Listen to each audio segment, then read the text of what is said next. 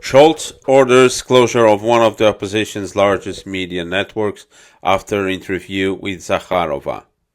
On July 16, Jürgen Elsässer, 67, woke up startled at 5:30 a.m., opened the door of his house while still in his dressing gown, and in front of him were dozens of police officers, some with their faces covered, heavily armed, and in a surreal image befitting any authoritarian state.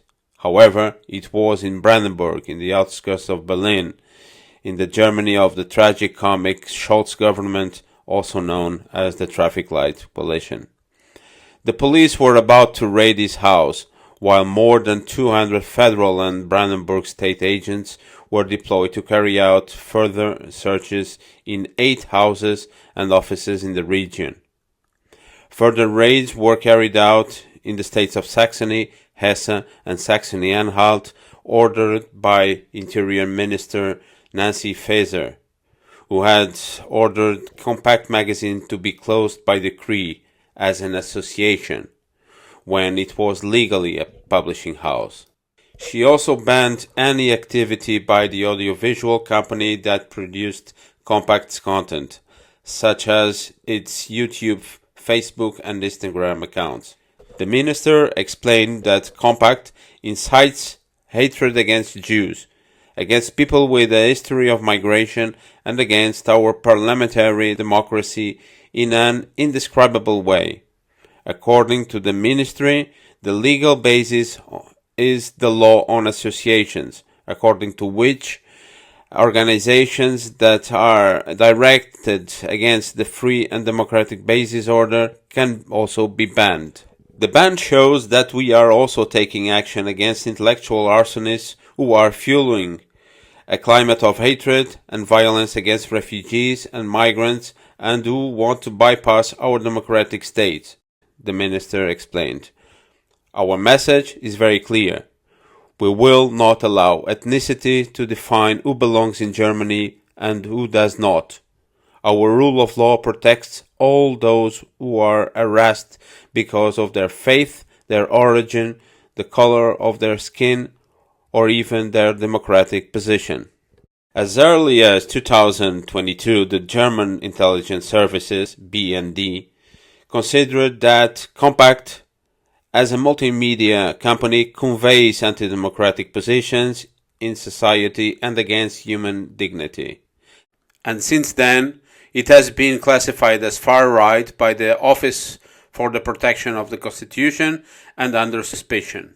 Interviewed by journalists during the police search of the house where he lives with his wife and partner in the company, Elsässer said that in 14 years of existence, there has not been a single criminal charge against his magazine, which is why he was surprised by the minister's announcement. He also said that he was in contact with his lawyer to defend his rights and jokingly imitating Donald Trump with his fists raised, saying that he was ready for a fight. Mixed reactions in the press. While journalists from the mainstream media are refusing to give this episode its due importance, others have seen the government's unusual decision as a clear warning sign. Opinions were divided between the established media and the few journalists still struggling to report, and the internet was abuzz. The hashtag Compact was the main topic on the German Twitter throughout the day, and Germans and foreigners alike made the Scholz government's persecution of the media viral. Germany is under the scrutiny of the international public opinion for the worst reasons. Elsässer complains that this is the biggest attack on press freedom in Germany since the 1962 Spiegel magazine scandal. At the time, it was discovered that the Adenauer government wanted to silence several journalists by illegal means for political reasons. When this was discovered, Defense Minister Franz Josef Strauß and 2 state secretaries had to resign. However, not even then was a troublesome media outlet banned, as it is now with this case. Althusser says that only in the GDR and during the National Socialism were things like this seen. The metamorphosis of Althusser, the current standholder of Germany's new right.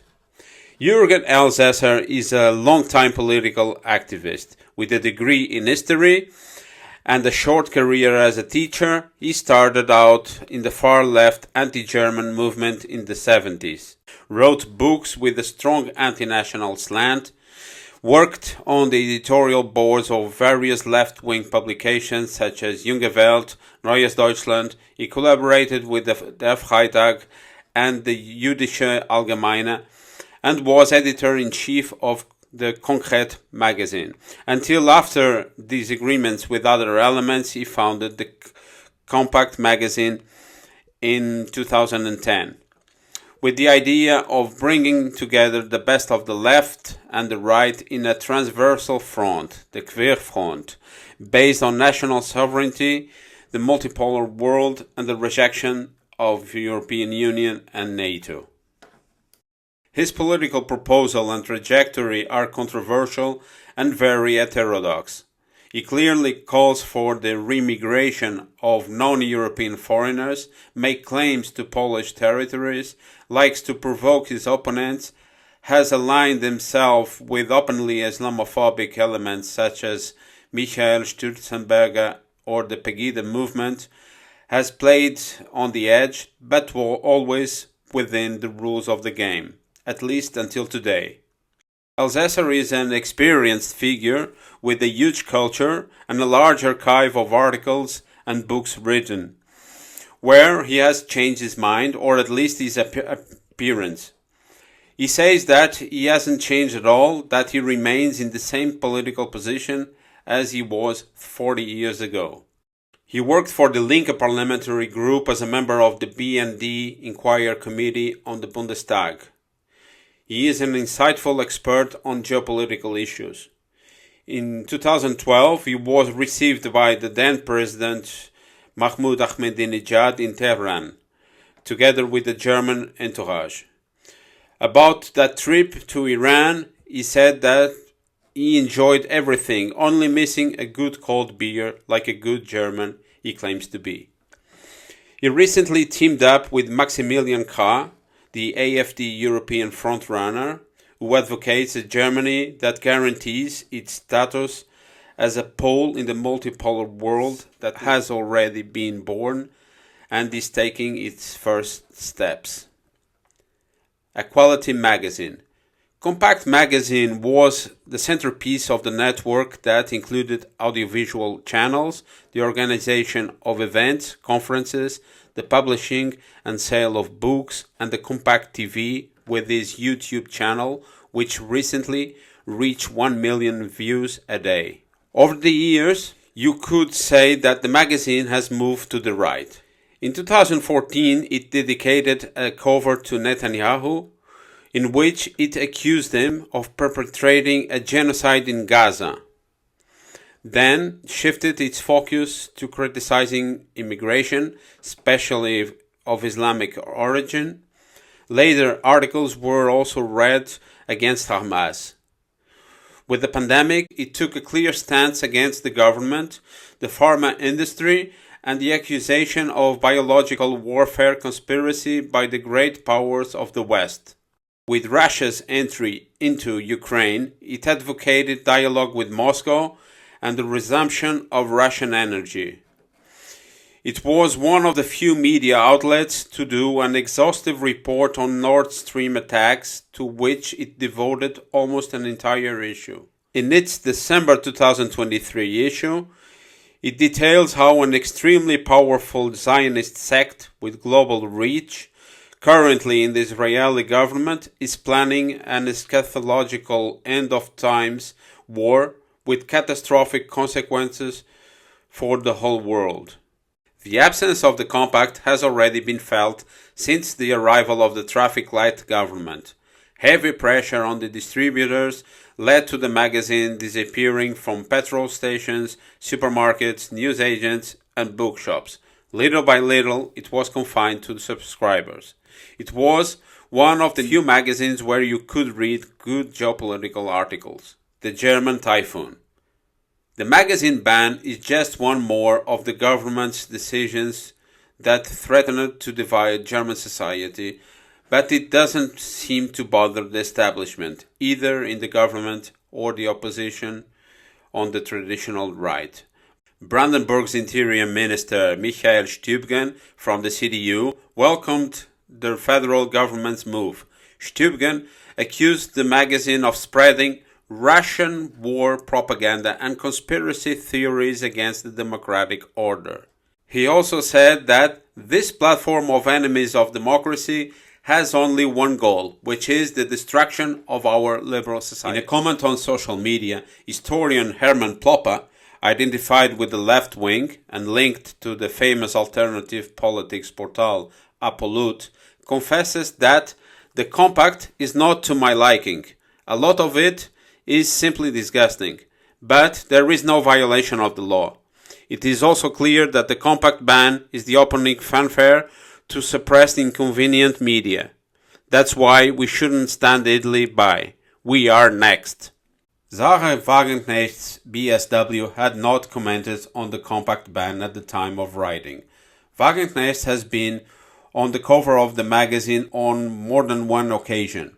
In its December 2022 issue, she was described as the best chancellor, a candidate for the left and right.